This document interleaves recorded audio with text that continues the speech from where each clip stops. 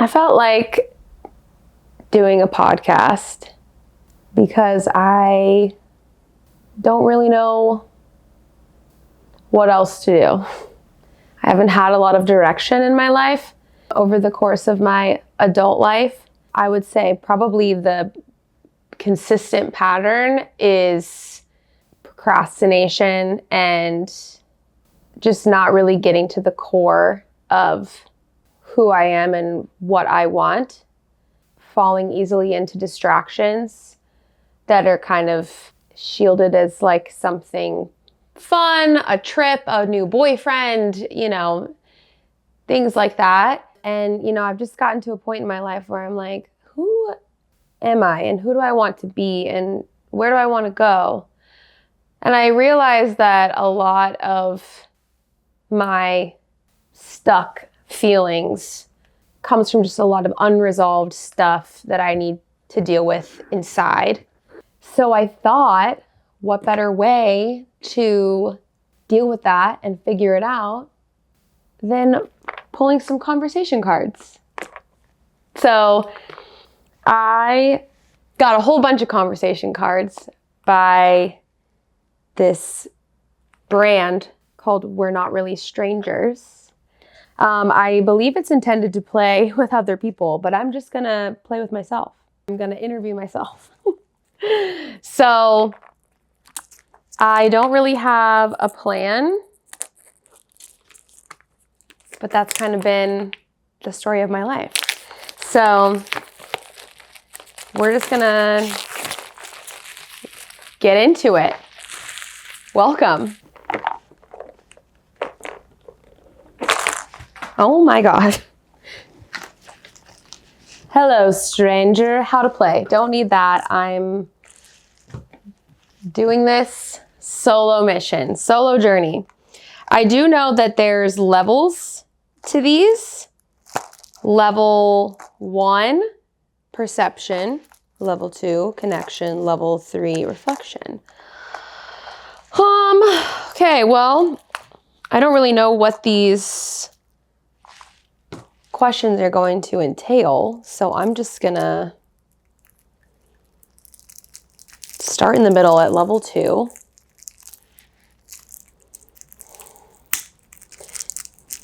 And see what happens.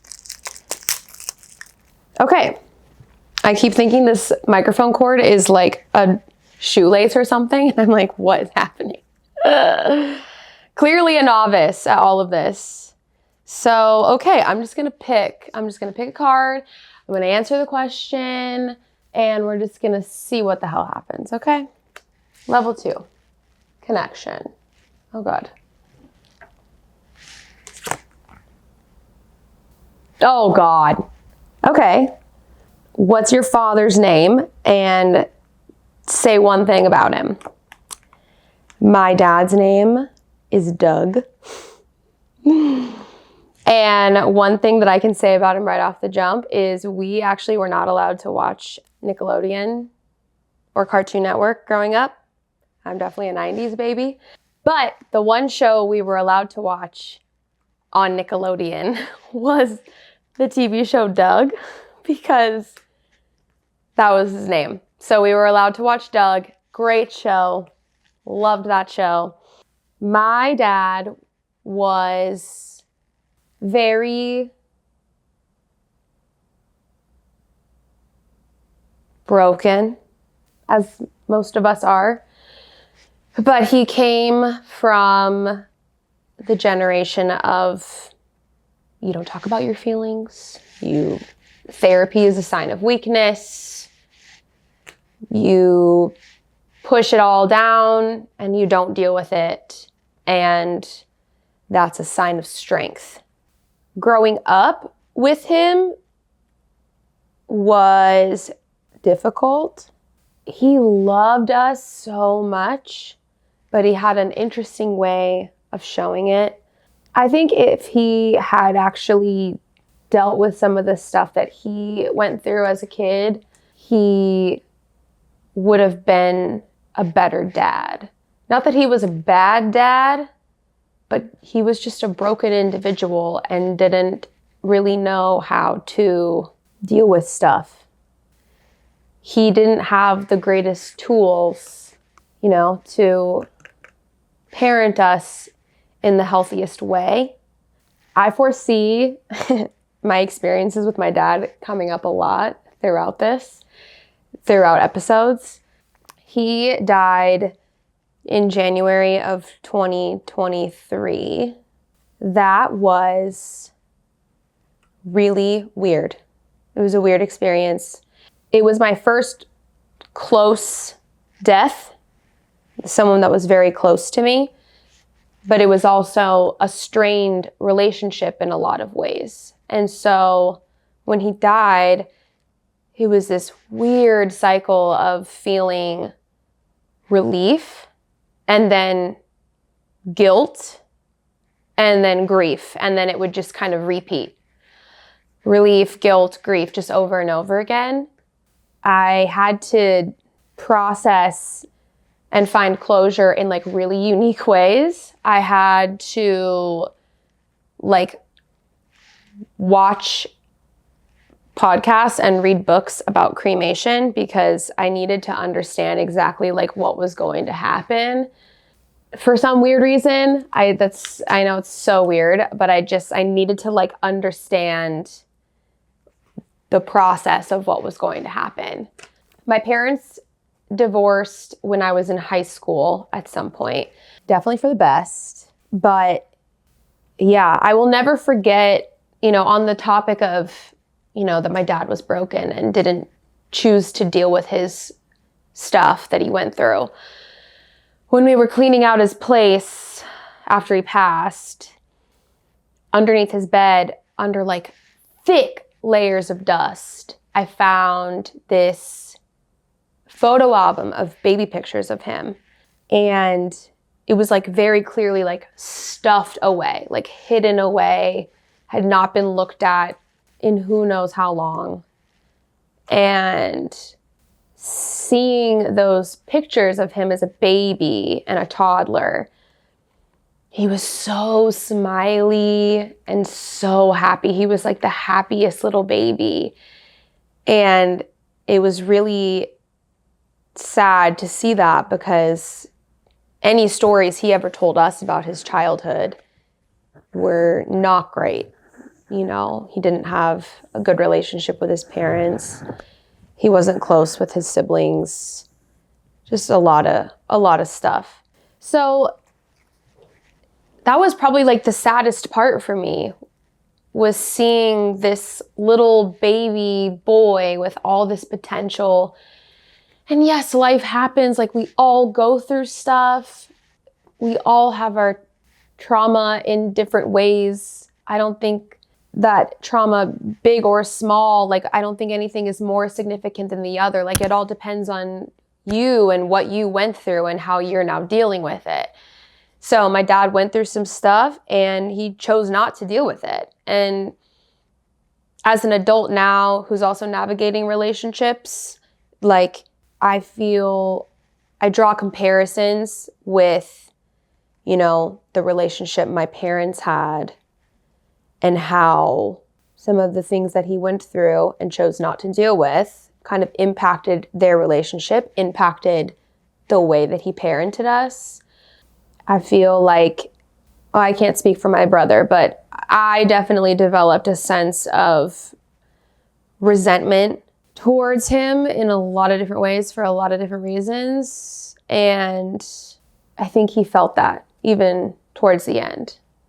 And I wish that, part of me wishes that I could have like pushed that feeling away, pushed my own feelings away and just tried to like have whatever kind of relationship I could with him. But in the other side of it, my brother told me once, like as adults, like we are allowed to set boundaries with our parents. Just because you're related to them doesn't mean that you have to like them. And sometimes it was hard to like my dad. But I can say, one thing about him is he loved us in the best way that he knew how. It's weird to say, but I do think in a lot of ways, it's better that he is no longer here. I had a lot of feelings I was like really worried about him after he passed away. It was a really weird feeling. I felt very much like, where did he go? Like, is he okay now? Did he go to heaven? Did he go to some other planet in a different dimension? Is there just nothing? Is he around me now? Is he part of the breeze in the air? I was like very worried about him. And that was the hardest part. I think that took me the longest to get over, was just, is he okay? And I will never know, until I die and I go wherever I go, and maybe I'll see him, maybe I won't. I don't know. None of us know that. That took a long time to kind of like find closure. But yeah, I mean, my dad was so silly. He was so goofy. He was just like playful. He loved playing Nintendo 64 with us. He would play Mario Kart and he was always Toad, specifically because if Toad would crash, and Toad makes that scream, if you know, you know. If you've played the game, you know. And Toad like just makes this crazy scream, and my dad just thought it was freaking hilarious. So he was always Toad when we would race. We played this like boxing game, again, Nintendo 64, like horrible graphics, but so good. And he would always be Butterbean, I believe is like the name of the character, like a heavyweight. I'm assuming it's a real fighter. But he, again, just thought it was just so funny, and he just loved, he loved laughing. His favorite movie, one of them, was definitely Tommy Boy. I've seen that movie a million times because of him. And yeah, I have a lot of I really try not to dwell on the unfortunate memories that I have associated with him. Mostly just because I don't like carrying that energy. Like I don't like holding resentment. I don't like feeling negative like that. I just would rather not. I would rather focus on the memories with him that make me laugh, make me smile, just like the sweet memories. I mean, I got into baseball because of him. Like I don't really follow any sports, but I love baseball because of him. That was like our thing, was baseball. And he was taking me to baseball games when I was like not even a year old. I have baby photos at baseball games with him. He was super generous. He loved family time. And I know that was partly because his family was so broken and his parents split up.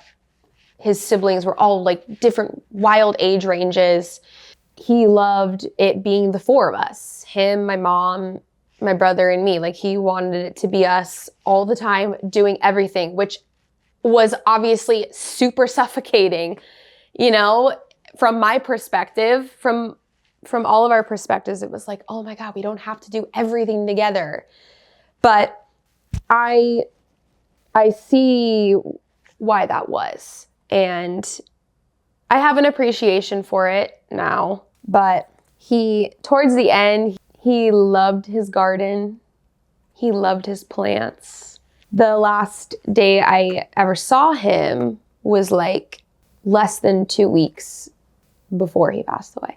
And we went to a plant store because he wanted to get a new plant for his garden. And that was my Christmas gift to him, was getting him a new plant. And I just remember seeing him walk down the aisles, the outdoor aisles of all the plants and the trees. And he just had like such a pep in his step. He just loved plants, and he loved just being out there in nature. And he loved his new little plant, and he would send me pictures of his new plant in his garden. And I kept that plant after he passed, and sadly it died, and that definitely made me spiral.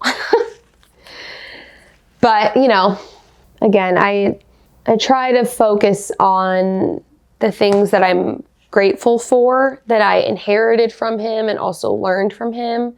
There's a lot of things that I'm well aware about myself that I am this way because my dad was that way. So, and there are qualities about myself that I really like. You know, I also love to love. I also love togetherness. I love everybody being together, whether it's me and a partner, me and my family. Like, I love that togetherness. I have a love for like vinyl records and 70s music because of him. I love my baseball team because of him. I have a lot of fun childhood memories of like exploring northern Arizona, which is where I'm from and we're all from. Just hiking around, playing in the water. Like, I have very early memories of that. And he definitely had a sense of adventure. He loved nature. So yeah, I mean, I think I'll always wish that we had a different relationship. I know that if we had a different relationship, I probably would be in a completely different place. But again, like, what can you do about it, like, after the fact? Like, it is what it is. So I don't want to just think about the what ifs of like, oh, like, we could have had such a different relationship if blah, blah, blah. It's like, well, that's just not what it was. I mean, that's not what it was. Yeah, he loved us despite his own pain. And yeah, it's unfortunate that it went the way it went. But such is life. Yeah. Doug. To Doug. Miss you, Dad. I really do like to think that like he loved outer space. I also love outer space. I got that from him. He was a big like Star Wars, Star Trek, all that.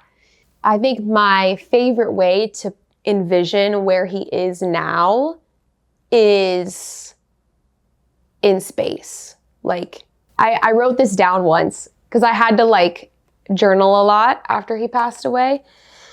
And I remember writing like, I picture you, and I still believe this. I picture my dad like in his 70s flannel. He had like flowy hair, wavy hair. He always kept it long, and like a beard and a mustache. Like, he was 70s till the end. He was stuck in that era.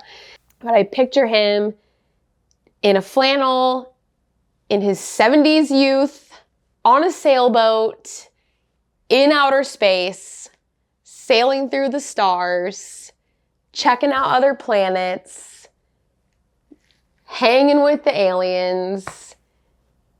That's how I like to picture him. I feel like if there was infinite possibilities and he could choose this next journey for himself, he would have gone to space and sailed the stars. That brings me peace. So yeah, he did the best he could with what he had. It's the last thing I ever said to him. You did the best you could with what you had. And it's just such a good reminder of like, it is okay if you've been through stuff and you're hurting. It's okay to acknowledge that. That's great. But you also have to like then take the step to work on that. Fix whatever's going on inside. Easier said than done. That's also kind of what I hope to get out of this, is reconnecting with myself, learning more about myself, healing a lot of stuff, and just working through shit, you know? We'll see how it goes. But with that, welcome back home.